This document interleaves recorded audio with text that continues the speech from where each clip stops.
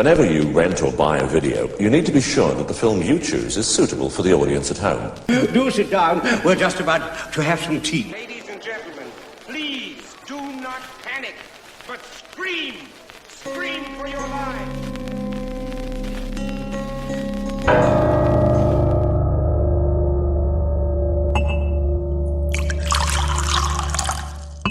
Hey weirdos, the kettle's boiled. Welcome to Tea for Terror, where we take a favourite horror film and dissect it over a nice cuppa. I'm your host, Andrew Graves, and my guest today has seen things in this world that would make Isaac Newton crawl back into his mother's womb. Welcome, James Whittington. How you doing? I'm doing great, Andrew. How are you? All right. Great intro.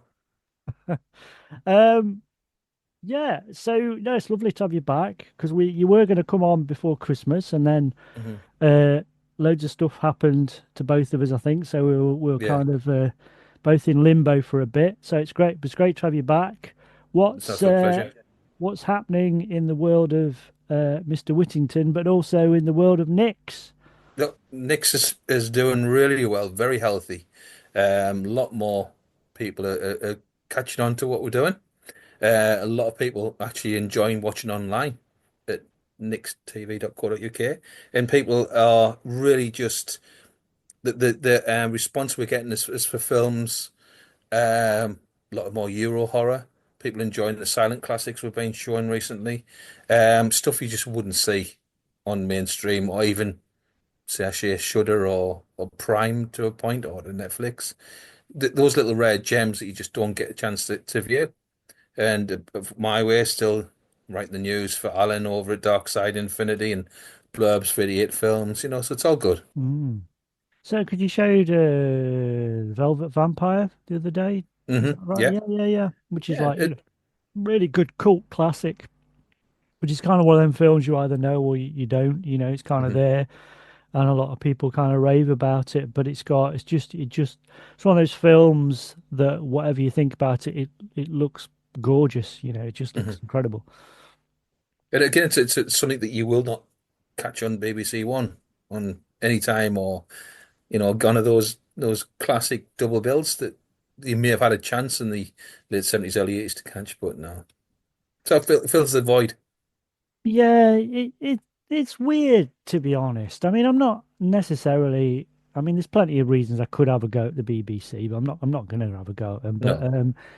it's odd, I think, because because we all kind of have that nostalgic thing, and we kind of crave those kind of halcyon days of the double bills and all that. But I often think, well, even if the BBC kind of or someone like that relented and put a double bill on, would I watch it? Would I watch it at the time? I don't know. I think streaming and being able to watch things on catch up has kind of destroyed that. It's like the appeal of doing it when I was younger.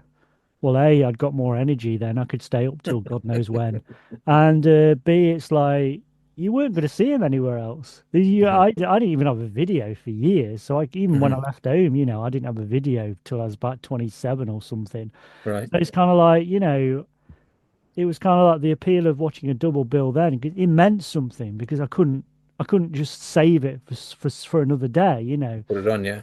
Yes, I don't know. So I don't know really. I think BBC, I think iPlayer is still good in terms of films. I think they, because what they'll tend to do is put something on BBC Four or BBC Two, like 2:30 in the morning or something, and obviously it appears on BBC iPlayer, overnight sort of thing. And I think they do. I mean, and there's certain things that are just on there forever. So they've had like King Kong has been on there. The original 33 King Kong is on there, and things like Curse of the Cat People is there, and Cat People, and all of these kind of films that just kind of live on BBC iPlayer. So that's pretty good. But yeah, but I mean, streaming, whichever channel or whatever, or streaming sites, it's all a bit hit and miss. That's why I kind of prefer. Stuff like Nix is good because it, like you said, it's try before you buy, and they are showing things that other people aren't going to show or stream, and I like me Blu-rays and my physical releases really. Yeah, I like the physical product, shelves filled with the latest box set if I can afford it. Look at the extras and just like you say, it's choice. Yeah, yeah. I mean, said that I've been, I don't know, but I mean, I'm not skint as such, but I've not been buying as much recently. I don't know. There's been loads of stuff I'd like to have bought, but I just, there's other things coming up and money wise, Mhm. and I have to save the pennies a bit. But yeah, I think the last thing I bought, which is not, it's not arrived yet, but I ordered the Haxan, the Radiance box set, which Oh looks. yeah, yeah. Yeah. Again, a film we show on Nick's, and I don't know how many different versions there are of Accent, but again, it's brilliant. It's a brilliant piece of filmmaking, its scope is huge, you know. Haxan is just, I mean, I'm covering it in fact at the Broadway next week, but it's, yeah, I mean, Haxan for me is one of those rare things where it was early noughties, I think, and it Hmm. just, I'd never heard of it. And Hmm. I was watching, I don't know what, I think I'd watched something like they were repeating some Star Trek film on Film 4, and that was on Hmm. till sort of 10 or whatever. And then commercial break, it just said, and next we've got this film called Haxan. It was lost for so many years, and it's this site. And what the fuck is this? And I was like, so I sat and watched the whole thing as it went out on TV, and it's just my fucking eyes were popping out. It's like, what is this? How have I never come across this before? And it's just an incredible piece of work. It's just because it's such a, for those that have never seen it, it is ostensibly a documentary Hmm. about the history, witchcraft through the ages, basically. And it kind of leans on a lot of, it's in different chapters, and it talks about the reasons witchcraft, or that what could have caused witchcraft. And I think it had good intentions at the Hmm. time, but obviously it's very dated, and it tends to blame, there are sections in the film where it kind of tends to blame the women's mental health on witchcraft, rather than Yeah. actually looking at the blokes who were causing all this shit and doing this destruction. But it is, I would urge people to see it because it's one of the most unique experiences you'll ever have there are scenes in that, because it is so incongruous to what you're expecting from a black and Hmm. white film from the 1920s. There are Hmm. scenes in there of like nurses kissing the backside of Satan. Yeah. The devil himself appears, and he's the most frightening version of the devil I've ever seen. Just this weird bloke in this kind of rubber costume with his tongue flicking out his head. It really is an incredible film. Hmm. Fantastic. So yeah, I'm looking forward to getting my hands on the Radiant set, because those Radiant sets, I've not got loads of them, but I've got a few, and they're pretty good. They're nice Hmm. kind of company, I think. Yeah. Very good. Always good releases, solid releases. Mm. Now then, before we introduce the main topic, I think it would be good to talk a little bit about, because the film we're going to look at later on is a very recent vampire film. Hint, hint. And so I was wondering, what's your particular take on the vampire film, and other than the sort of one we're going to talk about later on and its previous incarnations, Hmm. what what are the vampire films kind of come up on your radar that you would kind of see as being kind of unique or original, or just good fun or entertaining? I love films like the original, Let the Right One In, Yeah, and 30 Days of Night. I love 30 Days of Night, Fright Night, the original Fright Night, the original Salem's Lot. Whenever I like a spin on vampire films, I like it to be a modern spin. yeah, But if someone's going to do something like a Dracula film, I want it to be gothic. If you get a traditional character like that, I'd like it being gothic. And don't have to stray next to the text. It'd be a vampire that just happens to live in those times. I'd like a vampire to be like that. But when it's like a clutch of vampires or whatever the what it is for a collection of vampires together. You know, I'd like it to be in the real time, the real world, and see how they would cope, even in very dated things like The Lost Boys. That sort of film. It was it was contemporary at the time, and I like that. I like the bringing up to date of things like that. But Let the Right One in particular is one of those vampire films I can just put on and watch constantly. I absolutely adore that film. I just think the setup, I just think the execution of it, the acting between the two young leads is just phenomenal. And I think that's what, because it's set so very realistically, even though it's a fantastic concept, it's not as outlandish as Fright Night, either the remake or the original. It's not as it's just something about that little bit of fantasy in the real life. I think that's why the original Salem's Lot was actually really good as well, because that was very much real life, and it's just like this vampire virus going around places as a plague. Yeah, I mean, yeah, let the right one in. I think that's the original version. I think it's Hmm. really, yeah, I remember seeing that at the cinema, and I've obviously got it on Blu-ray since. And I think Hmm. it does, it is genuinely unsettling, and I think and I think it really does highlight the real tragedy of the situation. Because I Hmm. think, we've had lots of vampire films where it's kind of like, I guess the Coppola version of Dracula, I like that. Don't get me wrong, it's Hmm. camp and it's kind of crazy. I Hmm. like that. But the kind of vampire films tend to hint at that kind of, oh, woe is me, it's tough being a Hmm. vampire, but it's never really that believable. But Hmm. in Let the Right One In, it's kind of, this is the fucked up situation. This shouldn't be happening, and Hmm.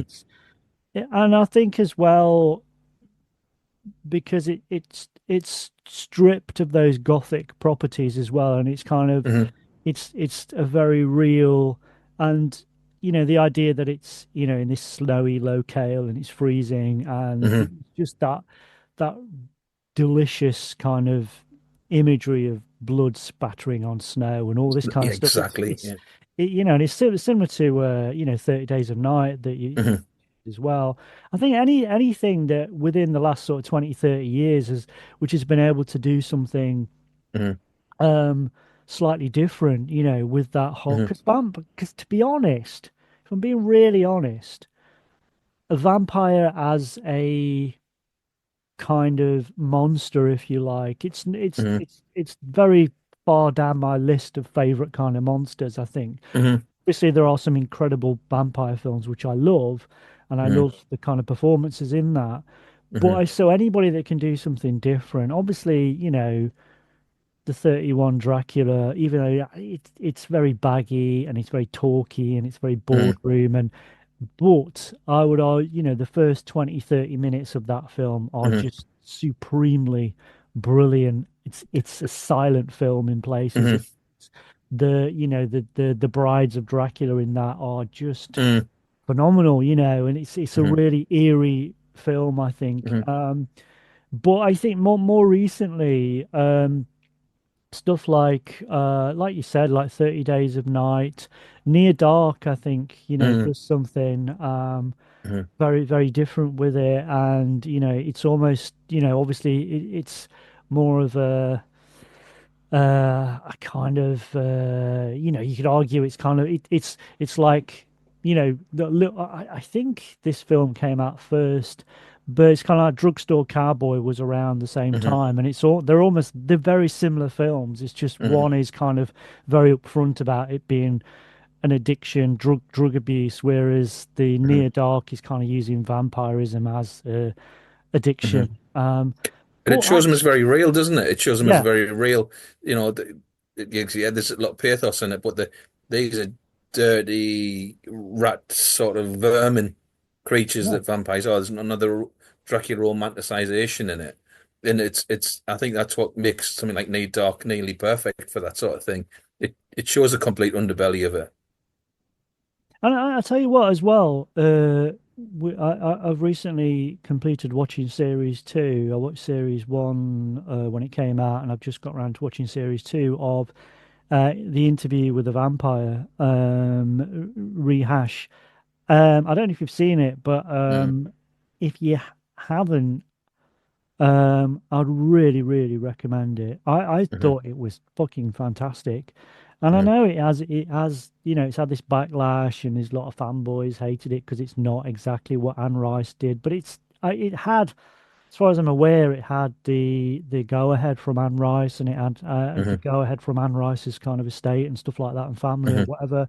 Um, and it's a really brilliant reworking of that story. Hmm. Um, and it's got this real poignancy, and it's Hmm. got Eric Bogosian in as well, which Hmm. is always a pleasure, never a chore to see him in anything. I think he's brilliant. But the main characters, Louis and Lestat, and the girl who, there's two different people play Claudia, a different actress plays her in series two, Hmm. and I think she really comes alive in series two. It's a Hmm. pardon the pun, but yeah, I don't want to go too much into it because it is a different telling, and I don't want to spoil it. But it's Hmm. really really good. Hmm. Really recommend people watch that if you're into vampires. Yeah, I think if we go back in the history of vampire cinema, one of the real gems that Nix has been able to show is the Ganja and Hess a film. I think it was about 1973, and it's got Dwayne Jones in it, and he just acts his socks off. He's amazing in it. It's a really good, depiction, contemporary. It mixes a bit of fantasy and sort of voodoo into it, sort of thing. But it's just so watchable. And he's just amazing in it. Mm. This guy. People. Oh yeah, he's the guy from Night of the Living Dead. But if you want to see him really get his teeth into something, literally, it's that film. And obviously, when I was growing up, at the local car part shop used to rent videos out. There was like the female vampire, all this Euro horror stuff that was nothing like the Hammer ones I was used to. A bit more flesh in each one. And even Andy Warhol's Dracula, is a fun film to watch, Caught in so much blood. But it's for what it is, it's an amazing film. And I don't mean that in an arty farty sort of way. I think it's a great film. Yeah, and you've got, like you said, your Euro sort of those 70s, 60s, late 60s, early Hmm. 70s Euro stuff, like, Jean Hmm. Roland and all that kind of stuff. And Hmm. obviously Franco and all, people like that. And those amazing posters from the vampire Yeah. book we talked about a few Hmm. months ago. And, uh, Yes, you yes.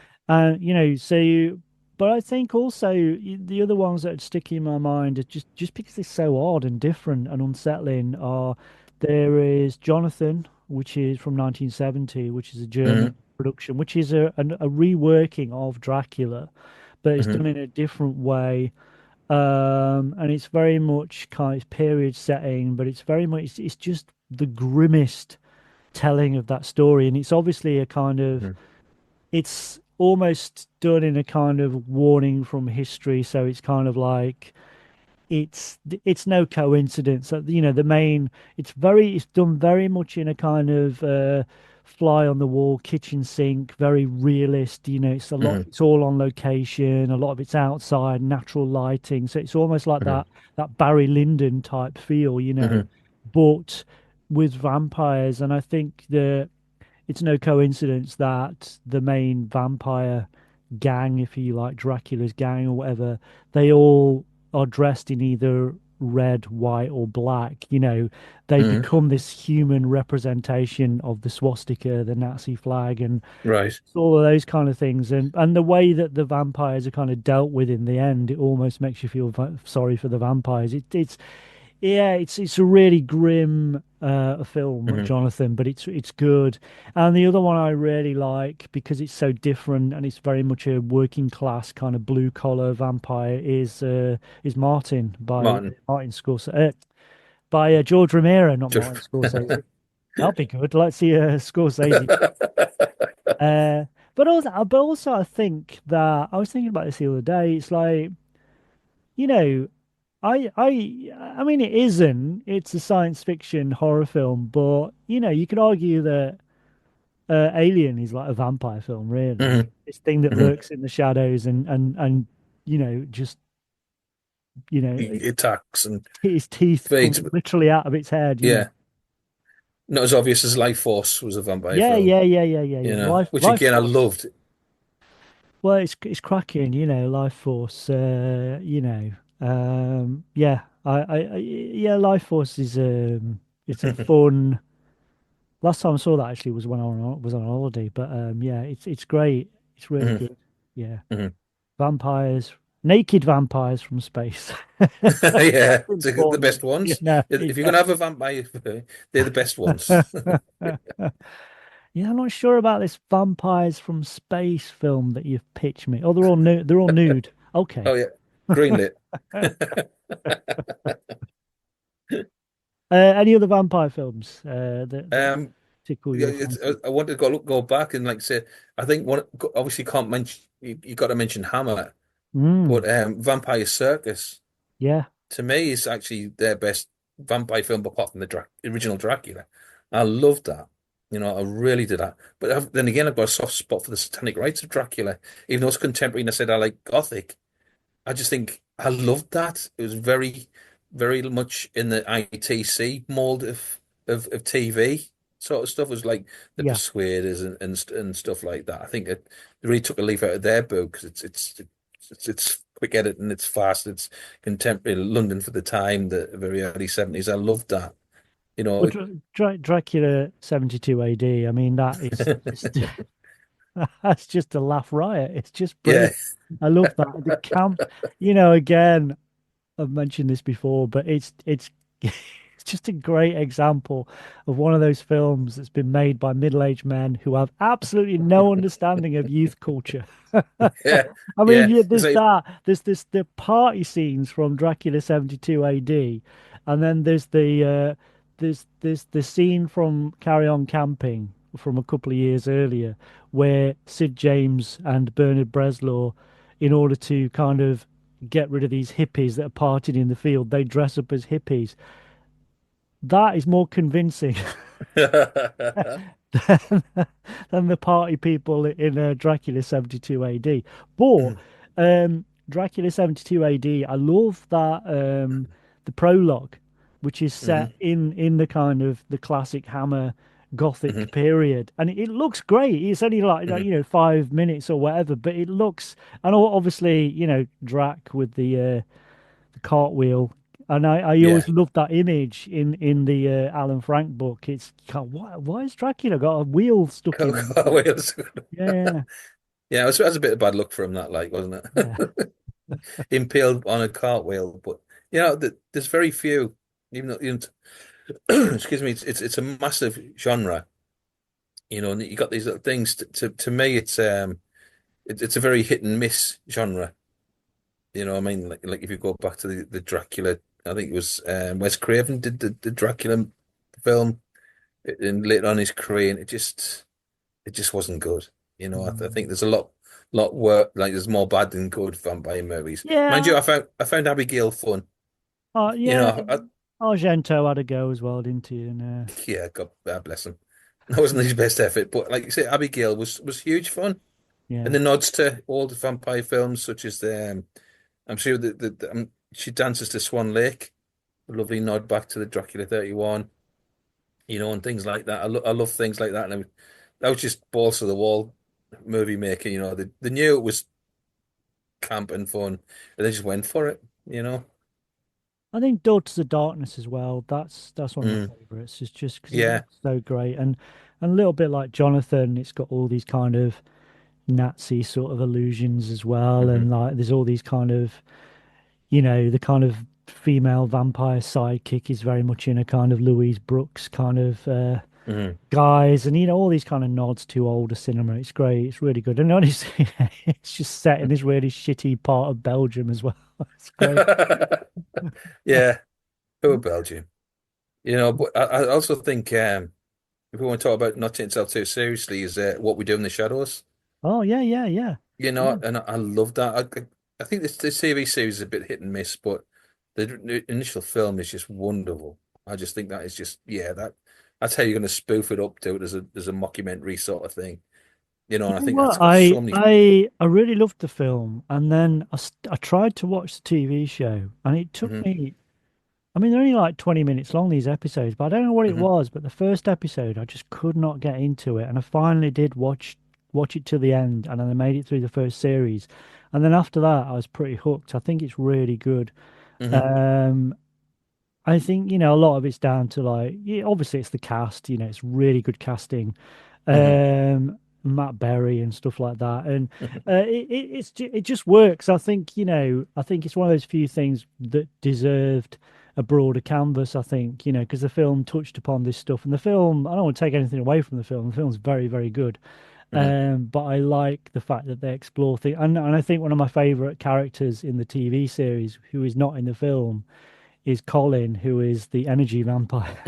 This guy who just We all turns know up a and few of them. sucks the life out of the room because it's so boring. It's Yeah, fantastic. yeah, we all Oh know a yeah, few of them. yeah, yeah, yeah, yeah. Okay then. So I think we'll go into the film that we're going to Mm. look at today is the incredibly recent offering Nosferatu 2024, directed by Robert Eggers. Come to me. Come to me.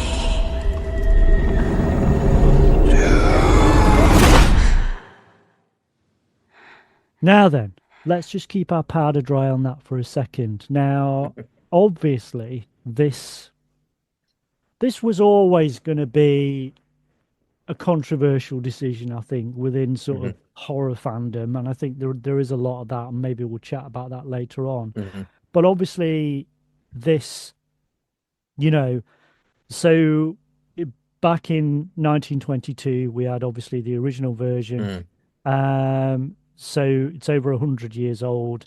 And then in 1979, we had obviously the Werner Herzog version, and now we've got the 2024 version. So first of all, what are your thoughts and feelings on the 22 version and the Werner Herzog version?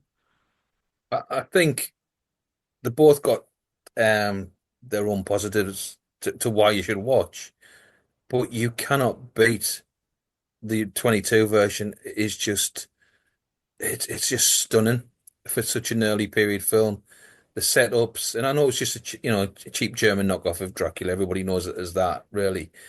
It's just that when you see Max Schreck for the first time, his elongated fingers, his pointed ears, the bald head and the two teeth at the front, and the stare, it's just mesmerizing. And I just don't think, you can't capture anything like that again. It's so original. It's so impactful, and I think the story, whether you watch I think there's a version that's just over an hour, and I think there's a version that's an hour and a half. Yeah, Something like that, it doesn't matter which version you watch. And I think the one on Sean and Nick's is pretty complete, but it's just mesmerizing. I just think it's brilliant, and the acting is not as typical as it is for silent at the time. It seems a bit more depth to the characters and to the way they um to the way they portray their characters. The sets look great. This when he's the sets on the boat, when he just rises up at the thing when we see him coming through doorways from a distance. That to me is just so creepy, yeah, and I just think it's truly class as it's just one of those, that should always be like in the top 10 of cinema lists. I really do enjoy watching it. It's one of those films, if it's on, like I say, we show it on rotation on Nick's, if it's on, I'll watch it. To me, to me, Vampire White, to me, it's my John Carpenter The Thing sort of horror film. If it's on, I'll watch it. Doesn't matter how many times I've seen it. yeah.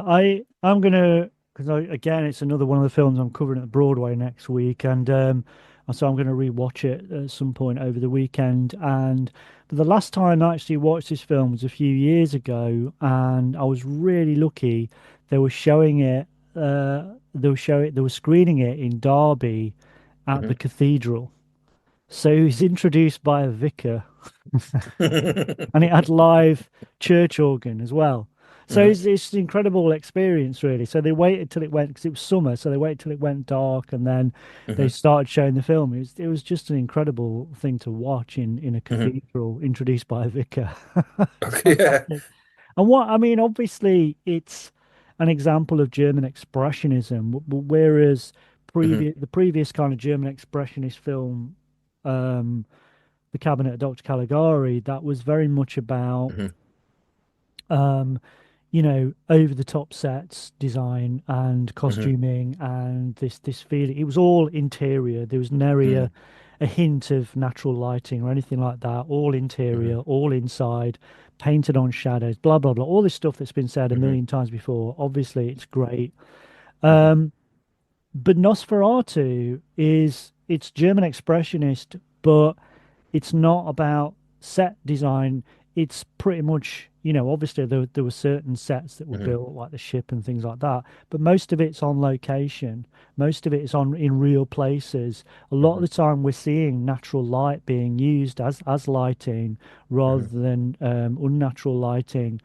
And obviously we have these kind of exaggerated shadows, but they are caused by, lighting or natural lighting Hmm. or whatever.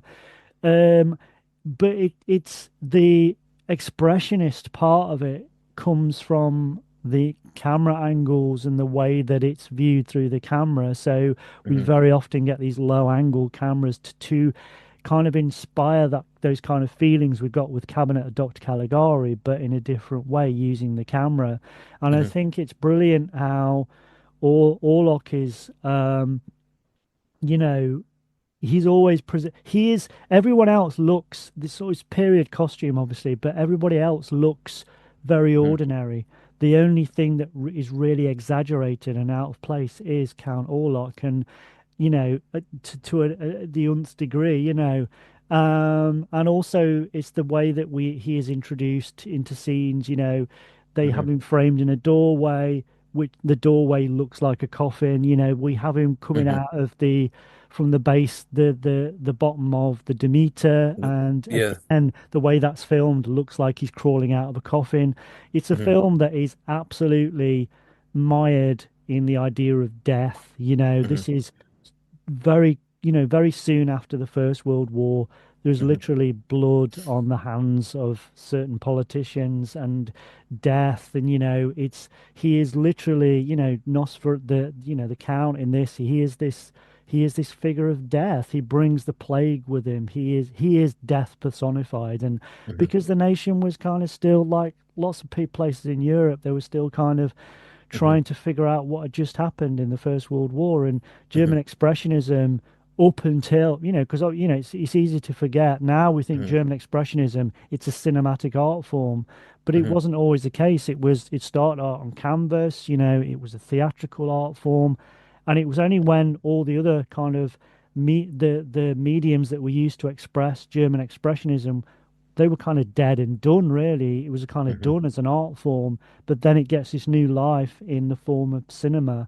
And Hmm. now it's interesting that we only really think about German expressionism as a cinematic form. Hmm.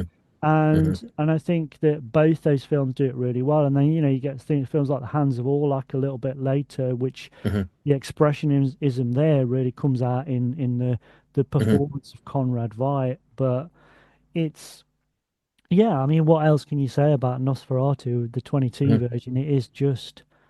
It's eerie, it's funny, it's strange, it's Hmm. odd, it's freaky. It Hmm. is, it has these kind of political undertones. It's got social commentary. It's, the idea that in lots of scenes, which I think they repeat in the Robert Eggers version, there's lots of Hmm. scenes where there's flowers and floral designs, and it's this idea of suggesting that life is transient, things Hmm. temporary, flowers are Yeah, temporary, things die. life is Yeah. temporary, and obviously flowers are very much present within funerals as well. So it's kind Hmm. of like, it's got all these kind of strong Hmm. meanings, which if you don't pick up on is fine. It's still a very, very fine film, but Hmm. it's very layered, I think, not the original Yeah. Nosferatu. Yeah, and it's always to point out that the themes that the death run through all versions of it, But I Mm, think it's really hammered home in the original, like you said, you're correctly saying about the framing of the Count himself. He is death. He is walking death. He causes death. He is death. He's rotting. He brings rats with him and things like that.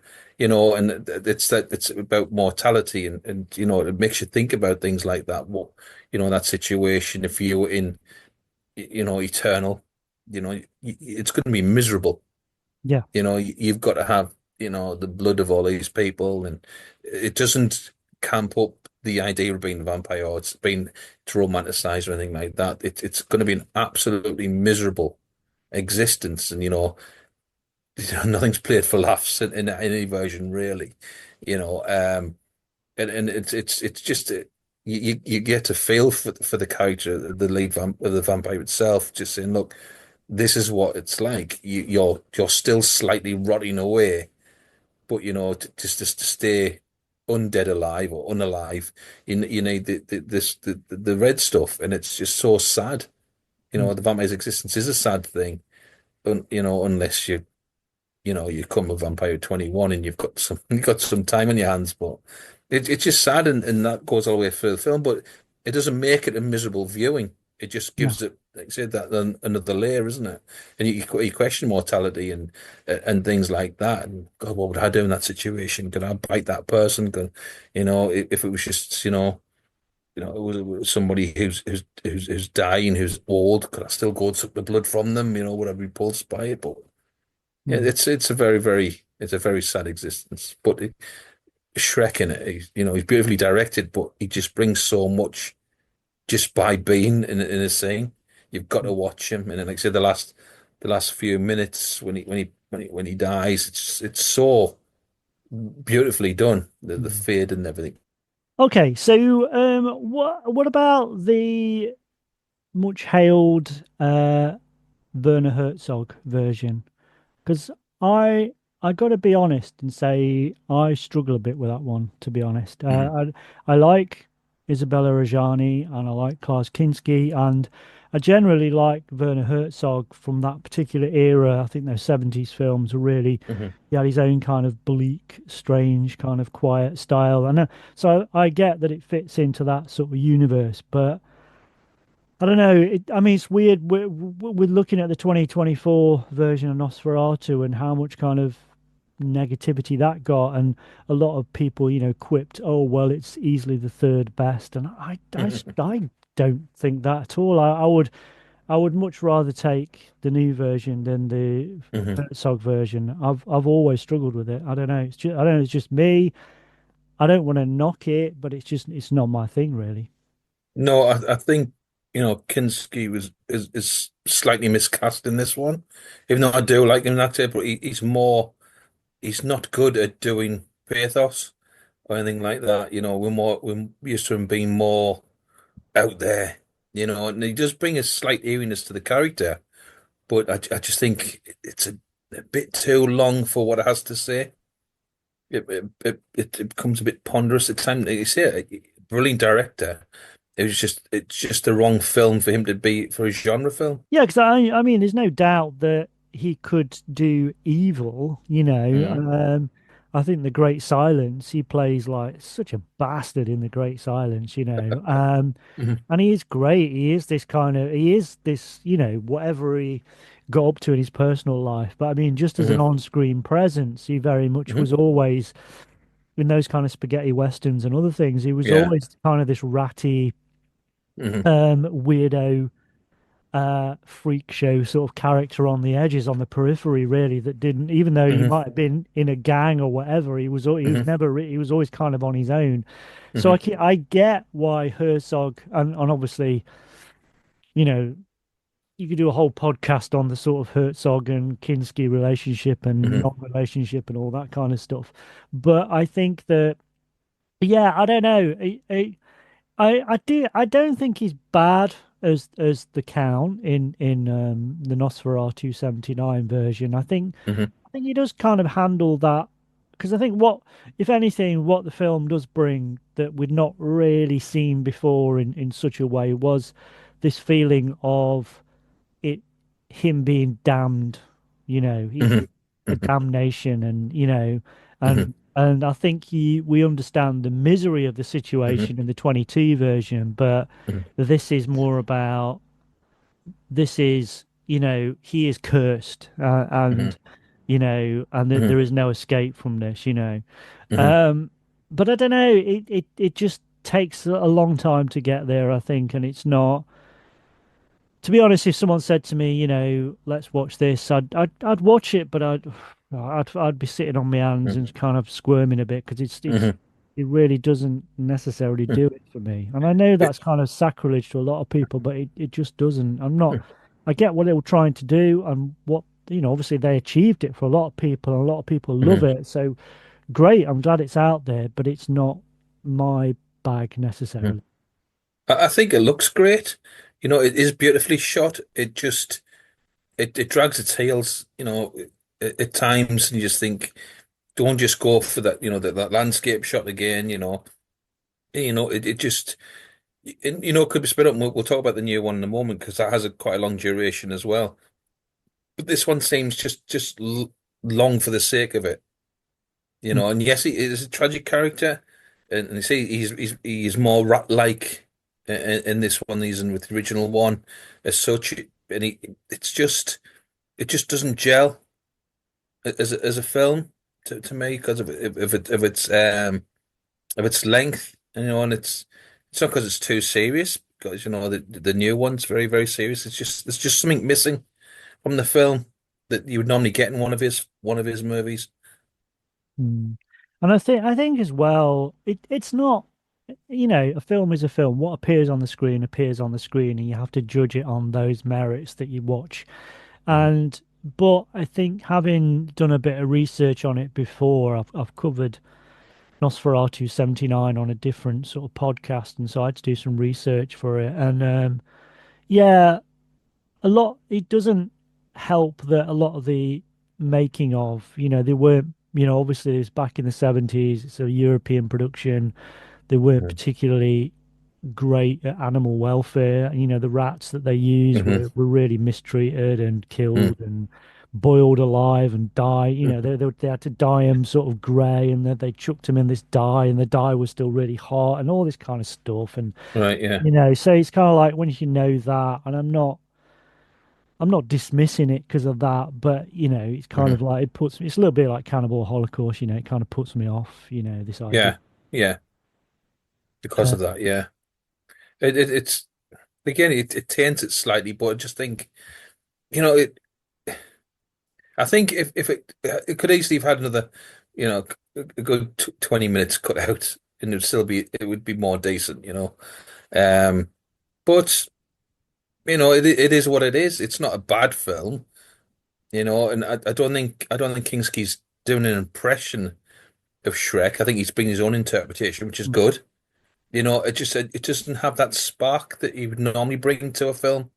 He's not very good at being sort of even low key in the film. I don't know. I'm just I don't know what it. Like I said, it's a very Herzog film. Mhm. It's a good performance from Ajani and Kinski. I think I'm not saying it's a badly made film at all. It looks great. Mhm. It kind of works in that Herzog universe at that time. But I'm just all I don't know. I don't. I mean, clearly not. But I always feel like. Are people just being contrary when they say this one's better or they say this one is Mhm. like one of their favorite vampire films? Are they just Mhm. saying it to be clever? Because I don't get it. I really don't. Mhm. This wouldn't, there's no way this would be in my top. It wouldn't even be in my top 40 Mhm. horror films. I don't know. I'm always a bit of a loss, really. This is why I don't understand why the new version of Nosferatu, which we're going to talk about now, why that's had so much criticism and why it's had so much negativity. Mhm. And I think I can only put it down. I mean, I think there was similar to, Joker 2 when that came out. I thought that was a Mhm. fucking masterpiece. Straight away, I thought it's just fucking amazing, this film. It's brilliant. I love what they're doing with it. But it was almost like a knock-on effect. One person says, "Oh, I don't like it because it's a musical, and I've already decided I don't like it," so that becomes a Hmm. negative thing, and then everybody else just jumps on the bandwagon until, Tarantino comes along and says, Yeah. it's a fucking masterpiece. Hmm. Shut the fuck up, and everybody's like Hmm. suddenly, "Oh, I need to Oh yeah. reappraise it now." It's like, oh, Yeah. fuck off. You can Yeah. change your mind, but Hmm. just make up your own, Hmm. have your own fucking opinion. Don't just Hmm. listen to what other people say. And I think Hmm. I wonder with I'm not saying everything's been negative about it at all. I think there have been some positive stuff. I tried to avoid the reviews, to be honest, Yeah. but Hmm. I'm just picking up things on Facebook and, your kind of usual fanboy sort of reactions. And they seem to be very negative. And if it's not someone's cup of tea, if it's not their thing, if they can, say, well, I don't like it because of this and this and this. But all I kept seeing was, people were saying it had nothing to say, and it fucking does. And I can make a list and I'll tell you exactly what it's trying to say. And that it's not as good as the 79 version or whatever. And I, Hmm. I just think, what do you want Robert Eggers to do? Hmm.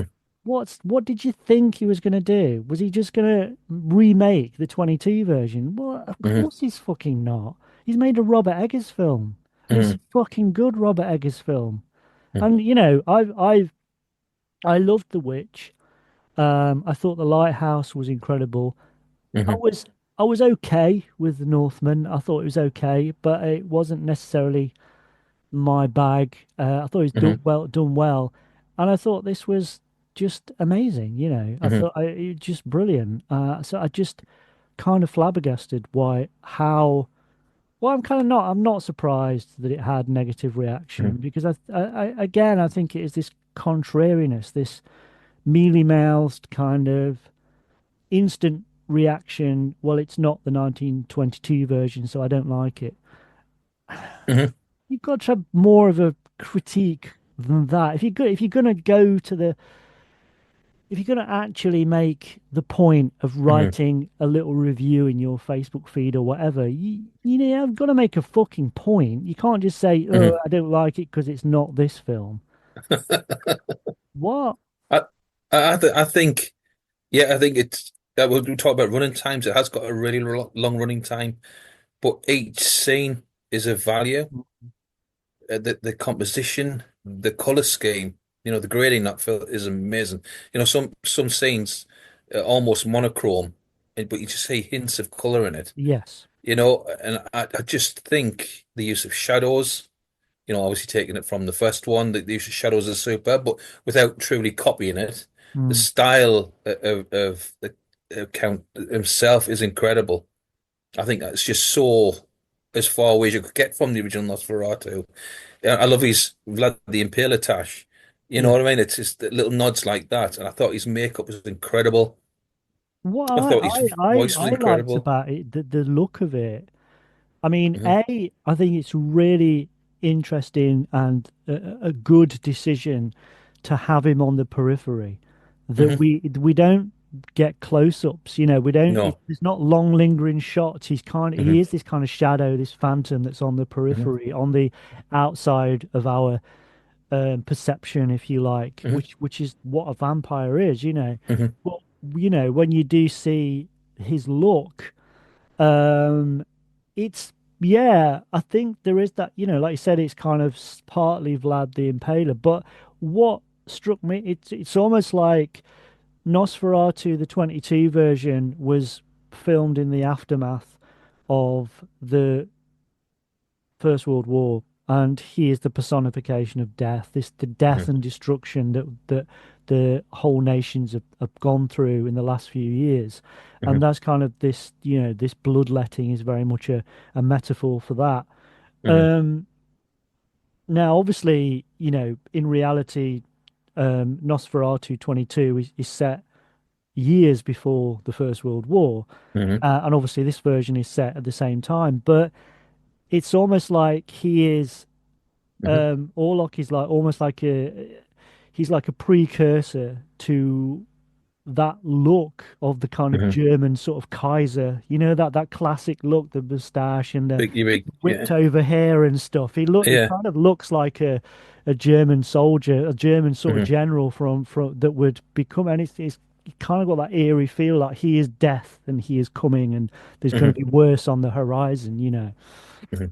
I think like you say, going back to Skarsgård, he's the voice is Yeah, incredible, yeah, and that is really effective. But the makeup for him, you see, he's always this shadow that's like in your peripheral, is it's always in the corner of your eye where he is, and this slight nods now and again, but it doesn't like nodding again to the original, but it doesn't his head doesn't fall off because it's trying to be the original.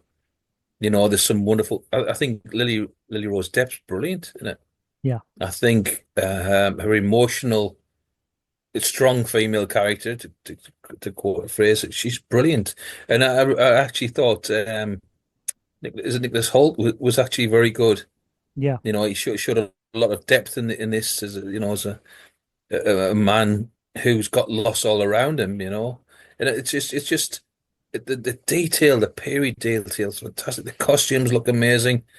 Obviously some of it was filmed probably on location, but the sets they use is fantastic, and just it's just the script just continued to build on the story, build on the sadness, and I love that, and I like the idea that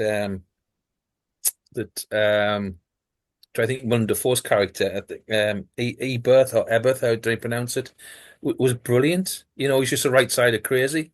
Yeah. 'Cause he obviously being this person who'd been an established scientist and had been then laughed out, and he was just brilliant in it. And even Ralph Ineson, who's carving out a great career in horror in Hollywood, Finchy from The Office, he's brilliant, and he's really upped his game. I think he was brilliant in it. It's a really good cast. Yeah, he's Not great. obvious choices. He's great in The Witch as well, as the sort Hmm. of head of the family sort of thing. And Hmm. I think it's interesting with Nicholas Hoult as well, because it's like, you think that because he'd recently done Renfield, you'd think there would be a clash, and you think, well, that's not Hmm. going to work. But actually, it's a good move. I mean, I know Hmm. this is probably they might have blagged him before he even did Renfield because this was held Yeah. back and stuff, but I don't know. So you'd imagine, there'd be Hmm. some discussion of, well, is this, if he's just done a comedy version of this, is it gonna? Hmm. I think it works really well. I think he's really interesting take on that Hutter Hmm. stroke Harker type character, Hmm. and his journey, I think, is when he's going to the inn and everything, it's almost like there are these kind of stations, these chapters within this film, and Hmm. it is very much. I don't want to read too much into it, but I think it is there. It's on the screen. It's got Hmm. lots of.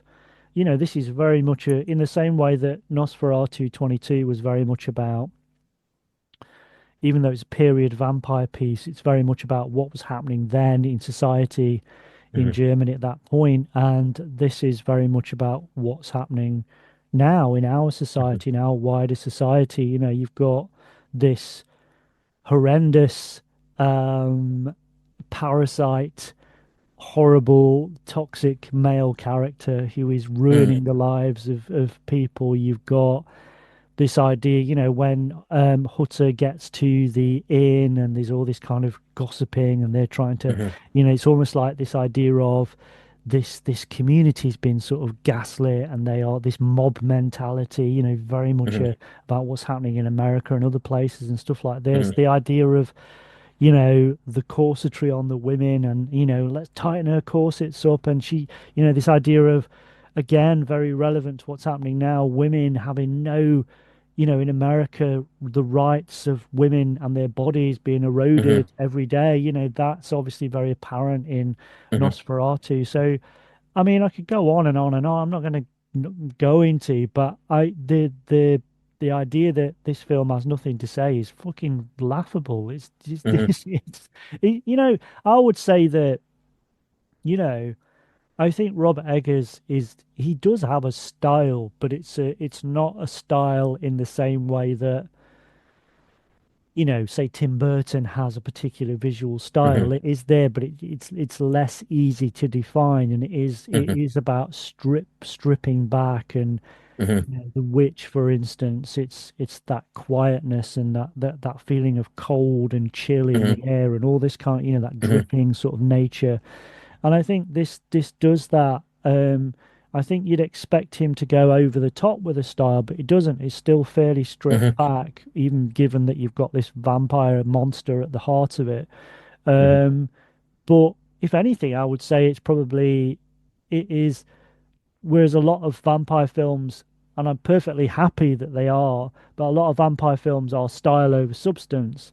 Whereas I Hmm. would argue this is substance over style. The style is Hmm. very held back, I think. Hmm. But you can't help but be drawn into it. Yeah. I've been to see it a couple of times now. Then apart from the brilliant sound mix, the that Moss sound mix is brilliant. You're just drawn in from the beginning, from the creative credits, the titles. Oh yeah, yeah, yeah. They're It was fantastic. wonderful, and it's like the fanboy me was nudging my wife, saying, Yeah, "Look, look, look, look! That means such and such." yeah, Boring her with it, all that sort of facts when we're finished. But it's the little details like that makes you know how he appreciates the original. There's the nod to the original. Now this is my version of that story. But like they say, visually, it's the palette he uses is just is superb. But like I said, I don't know how much she'll be a few 100 million to have made, but it's all on the screen. yeah. The sequence where the shadow of Orlok's hand goes across the Oh, city yeah, yeah, yeah, is yeah, just wonderful. It's a wonderful extension of the shadow on the staircase. Initially, he's got the creeping terror and things like that. But again, the makeup of him, the rotting flesh of Orlok, and its sadness, it's constantly sad. He's such a bad-tempered, angry thing. The word from he's just he wants something he doesn't really know what he wants, and he becomes obsessed with this person. It's incredibly sad story. And the payoff at the end, I know hashtag spoilers or whatever, but again, it shows you Lily Depp Rose's character retains the strong feminist character you see in the original. yeah, Without bombarding you with any sort of politics. This woman does this for her husband and for the good of all. yeah. It makes no song and dance about it. She just does it. And I just think it's a wonderful ending. I think it's so emotional. And right what she did. She saved so many people. And the way the sunshine you see for the first time, then in all the film, really, is that sequence. It's wonderful. It is. I mean, yeah. I mean, I think all the versions, particularly 22, for the time. I mean, they were Hmm. really pushing that idea of the female character, taking control at the end or whatever. And I think obviously they use that again, but it is all the way through.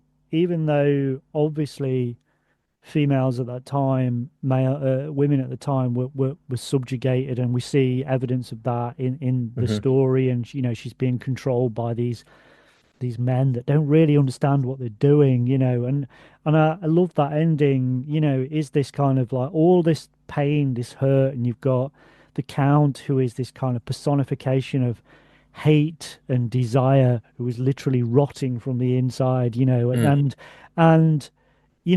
and in the end, all these men that are kind of running around with their like fucking chickens with their heads cut off, they don't fucking understand what they're doing. They Hmm. absolutely just make a massive fucking hash of it. And in the Hmm. end, she has to say, "Right, I'll make the sacrifice. I'll sort Hmm. it. I'll do it." Yeah. And it's brilliant. It's Hmm. fantastic. And I, I, it's sad. Oh, it's incredibly sad, but. yeah. It's almost like, just, oh, for fuck's sake, stand aside. I'll do it. I'll sort it. I love character actor Simon McBurney, who plays Herr Knock, like the Renfield sort of character in it. And I think Oh, he yeah. plays it just the right side of crazy. He's brilliant. He's so watchable. If you'd seen him in the was it the Enfield Haunting? You saw him. He was Yes. brilliant in that Yeah, the yeah. TV series that, and he's a creep in one of the Mission Impossible movies. Yes, yes. Fantastic, underrated actor, I think. And he's brilliant in this. He's mesmerizing. From the off, there's something off about him. You see that sort of like rotting scab on the top of his head Yes. when he's talking to Thomas Hutter at the beginning, and it sends him off on this journey. It's just brilliant. I think it's so watchable. Gives a slight bit of very dark humor to the film, especially when he's running naked down the street. But it's brilliant, and I love the way the obviously the rat invasion looked amazing. Obviously more health and safety and probably CGI there, but that looked brilliant. When having to walk through places and there's just crawling with rats, I thought it looked amazing. Again, sound there was really played a huge part. I really loved that. Like you say, yeah, there's a lot of men running around without a clue. You know, but I think Defoe is a real highlight, and it's wonderful facial hair. As he likes to bring to his characters. I think Eggers is making his own, you know, reliable cast of people he likes to work with now, and I think I'd love to see what he does next. Because he's touching all sorts of bases at the moment. I don't know what his next project will be. I don't know if it's been announced or. No, I don't know. I don't know. I've not seen anything, but I'm not saying that they haven't announced something, but I haven't. It's not come across my Mhm. desk. But yeah, like you say, I think Willem Dafoe, yeah, he's great. And I think he can do no wrong at the minute. He's just done like, I think he's probably old enough and rich enough to just choose whatever he wants to do now, Mhm. and he just does that. And the stuff in Poor Things and more recent stuff, but certainly in this, fantastic. And obviously, there's the Mhm. connection, the Nosferatu correct connection with his earlier film where he played Max Schreck. Yes. Hmm. All of that kind of stuff, and it's yeah. But I do, yeah, like you said, I do like the Knock character, and I think that clearly as an actor, I'm not an actor, but I can imagine that the Renfield stroke Knock character, in whichever incarnation of Dracula or Nosferatu, has got to be a really brilliant part to play. And it Hmm. it kind of the I mean, obviously I mean, I think Tom Waits is great in the Coppola Dracula with Hmm. Renfield and but also going back the same year as actually Nosferatu 79, the Dracula TV movie. I thought that is a brilliant adaptation of Dracula, I think. And I think one of the things I love about that are the scenes in the asylum. Is that the one that's the flies in it? Yes, Like for, yeah, for yeah, those yeah. scenes, yeah. Yeah, yeah. I've got a vague memory of that as a youngster. It's brilliant. It's really good. You can get Hmm. a decent Blu-ray of it now. It really stands up. It's great. Hmm. It's great double bill. That and Frankenstein: The True Story are really good. Really Yeah, fantastic. that's James Mason, isn't it? Yes, yeah, That is, yeah, I do like that. I do like the Frankenstein story anyway. So, like Guillermo del Toro, I'd like to see what he's gonna deliver on that. yeah. It's no, it's another podcast, but that's intriguing at the moment. It'd be nice to find out. I haven't seen any imagery really from that, No, so and I'm really looking forward to the something. the Wolfman's coming up soon, isn't it? And Friday, yeah, yeah, yeah. which I've not seen any trailers for. I've not watched the trailer yet. Hmm. I've seen various images and stuff. I don't know. We'll see what happens with that. Hmm. I like to keep an open mind on these things, but yeah. Hmm. But As long as Universal continue to expand like this for the much muted Dark Universe sort of branding. I know they only use it once. I think it was for the Mummy with Tom Cruise. I yeah, think they should go back and reuse it. I love that as an idea, Dark Universe. Nothing has to be connected. Not everyone has to be connected and such, But I think that they're on the right track at the moment. I mean, going back to what you were saying about um, the opening credits and them using these kind of they Mhm. Universal, you were this huge fucking corporation, and you would expect them to say absolutely not on your Nelly, I'm not doing that. But for them to sort of relent and say, yes, okay, we'll do a 1920s style version of our Mhm. logo, just fucking Mhm. brilliant. It makes the film. It's one of the things. Yeah, As soon as I saw that, it's like, okay, we this is going to be good, you know. yeah. And like the way that Bram Stoker's Dracula was credited as well Yes, in the film. That's a nice legality. It was yes, sorted out. yeah, yeah, yeah, yeah. But Well, no. I mean, that whole thing. with the 22 version. I mean, I don't know if you've read um, David J. Scarl's book about a Dracula going from page to stage to film. So No, it's no. kind of like the story of Hmm. the original book and then Nosferatu and all the legal battles over that Mm, and the stage version and then the Lugosi version. So it's kind of this road. It's a fascinating book. It's really good, mm, but it's great because it kind of really because I think that Stoker's wife, his widow, I think she, she's often seen as being this kind of um Luddite sort of anti-art. So, and what people forget is that obviously I'm glad Nosferatu wasn't destroyed as mm, her legal team kind of ordered. So I'm glad it survived, obviously, clearly, and it's a brilliant film. And but however, from her point of view, she didn't get a lot of money, and mm. she was kind of living on scraps, and so that Yeah. Dracula was like her income, and for someone to do that as a film, cheekily do that as much as I love it as a film, you Hmm. know. She was well within her rights to sort of go after them because it was literally her income, So I think that she's had kind of I think she gets um she Bad gets press, kind of that. yeah she gets ripped apart and I don't think that's very fair. So I would urge anybody to read that book by David J. Yeah. Scarl. It's a great book, it's a great read, and it gives you so much information that Hmm. everybody thinks they know about the 31 Dracula inside out and all this kind of stuff, but he really goes into infinite detail and it really shines a new light on that whole story. It's brilliant. Hmm. Hmm. Oh well, yeah, that's one for my birthday. Listen, me if my wife's listening, I would like a copy of that book. But I like the way it's deliberately done, not for for traditional horror fans. Mm, I think it's done so it's incredibly straight. There's no like massive set pieces for it. There's no like grandiose, people showing off or look at what we've done here. Aren't we really clever? It's just mm, it's a nice, straightforward story told with a lot of heart, really, which is ironic. Seems that's where you got to punctuate them, but I really do advise you to people go and see it and appreciate what good cinema and especially good horror cinema looks like. yeah. This is not your usual vampire fare. It's it's very sullen in times, but you do not realize that as it's coming in how long you've been sitting watching it, Mm, and give me that, when you hear news of the Robbie Williams biopic, struggling at the moment, go and see this one instead. You want to watch something mm. about an animated creature, a reanimated creature as such. Yes, you need to go and see it. If you haven't seen it, go and see it. It's fantastic. Yeah, so it just remains for me to say thanks again, James, for coming on. It's always a Absolute pleasure. pleasure, never a chore.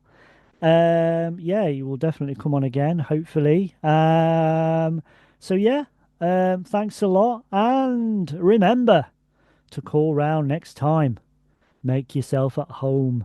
You look like you're dying for a nice cup of tea for terror. And remember, my friend, future events such as these will affect you in the future.